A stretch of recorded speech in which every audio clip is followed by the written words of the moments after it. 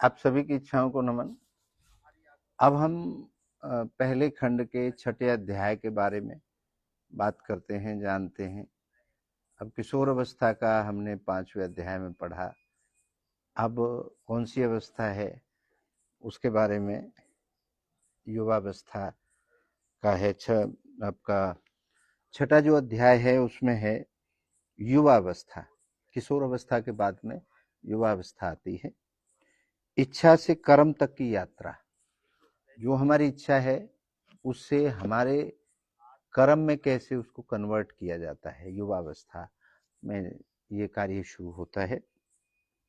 किशोर अवस्था की पहचान की भूख जब स्थिर होती है, किशोर अवस्था में जो पहचान की भूख है जब वो स्थिर हो जाती है, तब प्रवेश होता है युवावस्था में। यह वह कालखंड है जहां इच्छाएं केवल कल्पना नहीं रह जाती, वो क्रिया बनना चाहती है। किशोर अवस्था खत्म होने का मतलब है युवा अवस्था में जब पहुंचता है बच्चा, तो वह कर्म करना चाहता है, क्योंकि उसने कल्पनाएं तो बहुत देख ली किशोर में। ऐसे हो जाएगा, चुटकी बजाते ही काम पूरा हो जाएगा, ये इच्छा पूरी हो जाएगी। ये जो जितनी भी बातें हैं ये सब धीरे धीरे करके दिमाग से और अपने विचारों से निकलने लगती हैं। फिर वो कर्म करना चाहता है, उसको पता लग चुका होता है कि कर्म के बगैर कोई भी इच्छा पूर्ण नहीं होगी। यही वह समय है जब मैं कौन हूं का उत्तर मैं क्या कर सकता हूं में बदल जाता है। अभी तक तो प्रश्न यही चल रहा था, मैं कौन हूं। इच्छा का, इच्छा ये कहती मैं कौन हूं और मैं ये कर सकती हूँ, मैं वो कर सकती हूँ, लेकिन मैं क्या कर सकता हूँ। अब ये जो प्रश्न है ये बदल जाता है, मेरे कर्म करने की क्षमता क्या है, ये युवा अवस्था में आभास होने लगता है। मैं बदलता है। युवावस्था इच्छा की ऊर्जा को कर्म में बदलने की उम्र है। यही वह अवस्था है जहां सपनों को जमीन पर उतारने की चुनौती सामने खड़ी होती है। जो सपने देखे हैं, इच्छाओं के सपने देखे हैं बड़े बड़े, उनको कर्म के द्वारा जमीन पर उतारने का समय होता है युवावस्था। कर्म करना होता है और जब तक पता चल चुका होता है कि ये सिर्फ कल्पनाएं हैं जो अभी तक विचार करी, अब इनका असली, अगर आपको वास्तव में ये पूर्ण करनी है अपनी इच्छाएं, तो इनके लिए आपको कर्म करना पड़ेगा। मैं कहता हूं, स्वामी राजेंद्र देव महाराज कहते हैं, युवा वह नहीं है जो जवान है, युवा वह है जो जागरूक है। मैं ये कहता हूं, युवा वह नहीं है जो जवान हो गया है, युवा वह है जो जागरूक हो गया है, जो जान चुका है कि बगैर कर्म के जिंदगी आगे नहीं बढ़ेगी। वही युवा है। केवल शरीर की बनावट से जवान होना ये कोई युवा का संकेत नहीं है। उसकी इच्छा केवल व्यक्तिगत नहीं होती, वह समाज राष्ट्र को बदलने की हिम्मत रखती है। वह इच्छा कोई अब व्यक्तिगत नहीं रह जाती, उस पर सामाजिक जो ताना बाना है उसकी भी नज़र होती है युवा के ऊपर। और जो कानून है, जो समाज है, जो हमारे आस पड़ोस हैं, जो हमारे जानकार हैं, रिश्तेदार हैं, माँ बाप हैं, सभी उस पर युवा होते ही भरोसा करने लगते हैं और सोचते हैं कि ये कोई ऐसा काम ना करे जिससे उनको नीचा देखना पड़े या बैकफुट पे आना पड़े। तो ये एक इच्छाओं के अंदर एक मैं कहता हूँ बाउंड्री का काम करती है। और पता चल चुका होता है कि बगैर कर्म के कोई भी इच्छा पूर्ण नहीं होगी। ये युवा अवस्था में जाकर के पता चल पाता है। इस अवस्था में तीन प्रमुख इच्छाएं प्रकट होती हैं। इस अवस्था में तीन प्रमुख इच्छाएं हैं जो प्रकट होती हैं। स्थायित्व की इच्छा, एक पहचान, कैरियर, उद्देश्य। स्थायित्व की इच्छा होती है कि मैं कहीं नौकरी लग जाऊं या कोई व्यापार कर लूं, तो ये एक मतलब अपनी पहचान बनाने की इच्छा होती है। दूसरी प्रेम की इच्छा, संबंध बनाना, अपनापन और साझेदारी। इसमें प्रेम का बड़ा मन करता है युवावस्था में, प्रेम करना चाहता है, किसी से संबंध बनाना चाहता है, अपोजिट सेक्स के प्रति अट्रैक्शन होता है। और एक अकेला नहीं रहना चाहता, एक साझेदारी चाहता है कि कोई मेरे साथ जुड़े, मेरा कोई मित्र बने, और मेरा मतलब एक अलग सी इच्छा होती है कि कोई मेरे सहयोगी बने। और इसी उम्र में अपोजिट सेक्स के प्रति भी अट्रैक्शन ज़्यादा बढ़ता है। नंबर तीसरा, अभिव्यक्ति की इच्छा अपनी बात कहने की, अपने मूल्य दिखाने की तरफ, अपनी बात को रखने की और उसको लोग वेट दें, तवज्जो दें, ऐसी चाहना भी इसी उम्र में जाके उत्पन्न होती है। युवावस्था का मन ऊर्जा से भरा होता है, जैसे बहता हुआ जल। यह जल जीवन भी देता है और नियंत्रण ना हो तो तबाही भी देता है। ये उस जल की तरह होती है युवावस्था। अगर इस जल को नियंत्रण करके खेती में प्रयोग किया जा सके तो ये जीवन भी देता है, पैदा भी देता है। और अगर ये अनियंत्रित हो जाए तो ये तबाही ला देता है। जिस प्रकार से जल तबाही ला देता है, अनियंत्रित जल, उसी प्रकार से युवावस्था भी अगर गलत डायरेक्शन में चलेगी तो ये तबाह भी कर सकती है। पौराणिक दृष्टिकोण से देखें तो भगवान राम युवावस्था में ही वनवास के रास्ते कर्तव्य को अपनाते हैं। अगर पुरानी कथाओं के बारे में देखें तो त्रेता युग में रामचंद्र जी को युवावस्था में ही वनवास मिला था और वो वन को चले गए थे। तो ये युवावस्था में ही उन्होंने इतिहास रचा था।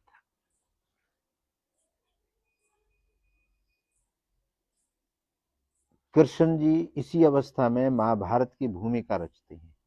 वो भी युवावस्था में महाभारत की जो भूमिका है उसको रचते हैं। स्वामी विवेकानंद की विश्व विख्यात शिकागो स्पीच भी युवावस्था में ही दी है। स्वामी विवेकानंद ने भी जो शिकागो के अंदर अद्भुत, अलौकिक और आज तक याद पूरा विश्व करता है, वो स्पीच भी युवावस्था में ही दी। युवावस्था वह ऊर्जा है। लेकिन आज का युवा तकनीक से घिरा है। अवसर भी अधिक है, भटकाव भी अधिक है। सोशल मीडिया पर पल पल में तुलना, कैरियर की अनिश्चितता, रिश्तों की जटिलता और आत्मसंदेह, ये सब उसकी इच्छा की गति को भ्रमित कर देते हैं। फलस्वरूप कई युवा अपने उद्देश्यों से भटक जाते हैं, कुछ अवसाद में चले जाते हैं तो कुछ क्रांति की राह पकड़ लेते हैं। आज का जो युग है बड़ा फास्ट है, सोशल मीडिया का है, तुलना करते हैं एक दूसरे से, और अगर सही डायरेक्शन मिल जाए तो क्रांति भी ला सकते हैं।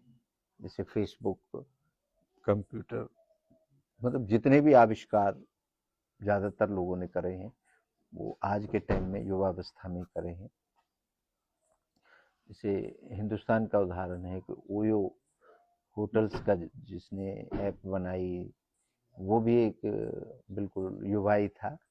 और ये फेसबुक और जितने भी ये सोशल मीडिया के हैंडल बनाए हैं, ये सब युवाओं ने बनाए हैं। तो युवा अगर अपनी ताकत और अपनी हिम्मत और अपने सही डायरेक्शन में इस्तेमाल करेगा तो वो क्रांति ला सकता है, और नहीं तो वो एक गलत रास्ते पे चला गया तो इतना बड़ा भटकाव कर सकता है कि वो समाज को और दुनिया को भुगतने के लिए, क्योंकि आपने आतंकवादी भी देखे होंगे, वो भी ज़्यादातर युवावस्था में ही गलत कार्यों को करते हैं। मैं कहता हूँ स्वामी राजेंद्र जी का संदेश है युवाओं के लिए स्पष्ट है। युवा स्वयं के लिए नहीं, युवा युग के लिए जिए।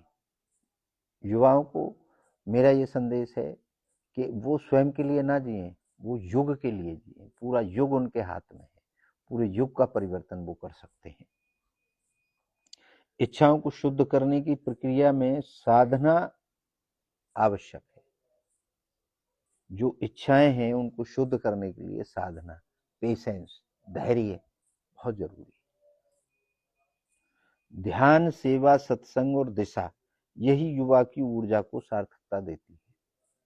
युवाओं को ध्यान करना चाहिए, अपना समय ज़्यादा से ज़्यादा सही और दुनिया को दिशा देने के लिए विचार करनी चाहिए।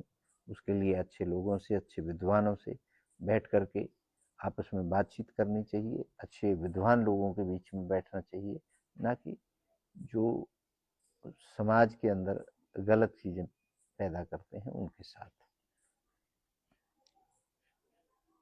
एक प्रैक्टिकल सूत्र है, इच्छा प्लस अनुशासन बराबर उपलब्धि। इच्छा अगर अनुशासन के साथ काम करेगी तो आपको वो उपलब्धि मिलेगी जो आप चाहते हैं, जो आपकी इच्छा बनना चाहती है वो बन जाएगी। बिना अनुशासन के इच्छा केवल कल्पना है, अनुशासन उसे क्रियान्वित करता है। यही कारण है कि जो युवा अपनी दिनचर्या, अपने लक्ष्य और अपनी संगति को गंभीरता से लेते हैं, वही अपने जीवन की दिशा तय कर पाते हैं। जो युवा अपने इच्छाओं को अनुशासन में रखते हैं, उनके अगर 8 घंटे काम करना है, 10 घंटे करना है, 12 घंटे करना है, अगर अपने कर्म को अपनी इच्छा के अनुरूप करते हैं तो बिल्कुल अपनी इच्छा को पूर्णता की तरफ ले जाते हैं, और अगर उनसे भटकते हैं तो वो विनाश कर देती है। इस अवस्था में युवा को मार्गदर्शन की नहीं, प्रेरणा की जरूरत होती है। उसे आदेश नहीं, सहयोग चाहिए। उसे रोकने से अधिक जरूरी है उसे सिखाना कि उसकी इच्छा केवल मैं तक सीमित नहीं है, हम और समाज तक विस्तृत हो सकती है। युवाओं को ये बताना पड़ता है आपके द्वारा, विद्वानों के द्वारा, कि केवल आप अकेले नहीं हो। आपसे जुड़ी हुई जितने भी परिवार हैं, जितना भी समाज है, जितना भी देश है, ये स्थल है, इन सब के लिए आपको काम करना है। इन सब की जिम्मेदारी, इनको सबको एक सही रास्ते पर, क्योंकि युग परिवर्तन का समय होता है, युवा ही युग परिवर्तन करते हैं, युवा ही नई नई खोज करते हैं। युवाओं ने ही सारी क्रांति की है इस दुनिया के अंदर, चाहे वो आज़ादी की क्रांति हो, और चाहे वो किसी बदलाव की, और चाहे किसी ने कोई ऐसा प्रयोग किया हो नया कुछ बदलने का, वो सभी युवावस्था में होता है। युवावस्था वह अवस्था है जहां इच्छा कार्य बनना चाहती है। यह वह समय है जब इच्छा दिशा मांगती है और शरीर शक्ति देता है। अब शरीर और इच्छा का मिलन यहां पर होता है पूरे तरीके से। इच्छा दिशा अगर सही है तो ये जो शरीर है ये पूरी ताकत लगा देता है, पूरी शक्ति देता है, क्योंकि भरपूर ताकत होती है इस युवावस्था में शरीर के अंदर। यह काल यदि सही मार्गदर्शन, उद्देश्य और साधना से जुड़ जाए तो युवा इतिहास रच सकते हैं, वरना यही ऊर्जा अव्यवस्था बन जाती है। ये पूरा का पूरा अध्याय युवावस्था को मार्गदर्शन करने के लिए है, लेकिन उसमें सबसे बड़ी भूमिका कहीं रहती है तो समाज की और विद्वानों की रहती है। उस युवा को कैसे मार्गदर्शन दें, कैसे उसको बढ़ाएं, कैसे उसको दिशा दें, क्योंकि इसी उम्र में नशे की लत लगती है, इसी उम्र में अपराधी बन जाते हैं, इसी उम्र में जो बड़े बड़े जो डाकू बने हैं या आतंकवादी बने हैं, वो सब इसी उम्र की देन है। और इसी उम्र में जो लोगों ने इतिहास रचे हैं वो भी इसी उम्र की देन है। तो मार्गदर्शन जरूरी है, उनको धैर्य और सही तरीका। हम लोग अपने बच्चों को ऐसे ही छोड़ देते हैं कि ये अपने आप सीख लेंगे। ये एक बहुत बड़ा दुर्भाग्य है हमारे देश में। बच्चों की काउंसलिंग नहीं कराते, बच्चों को अच्छे लोगों के बीच में नहीं ले जाते, या तो कुछ मजबूरियां समझते हैं, या ये समझते हैं कि फलाने आदमी के पास क्यों भेजें, उसको क्या पता। आपको सारा कुछ नहीं पता, आपने सब कुछ नहीं देखा इस दुनिया में। बहुत कुछ बदलाव है, और आज तो बहुत अच्छी फैसिलिटी है, बहुत अच्छे अच्छे काउंसलर अवेलेबल हैं जो कैरियर को भी बताते हैं, जो मोटिवेशन भी देते हैं। तो मैं तो ये कहता हूँ युवाओं को पढ़ाई के साथ साथ इन काउंसलिंग सेंटरों में भी जा कर के अच्छे विद्वानों के साथ उनका साक्षात्कार करें, बातचीत करें, उनसे सीखें कि आगे जो पॉजिटिव रास्ते हैं, जो इच्छाओं की उथल पुथल है उनके दिमाग में, उनके विचारों में, उनको कैसे पूर्ण किया जा सके। ये एक बहुत बड़ा समय है माँ बाप के लिए भी और युवाओं के लिए तो है ही।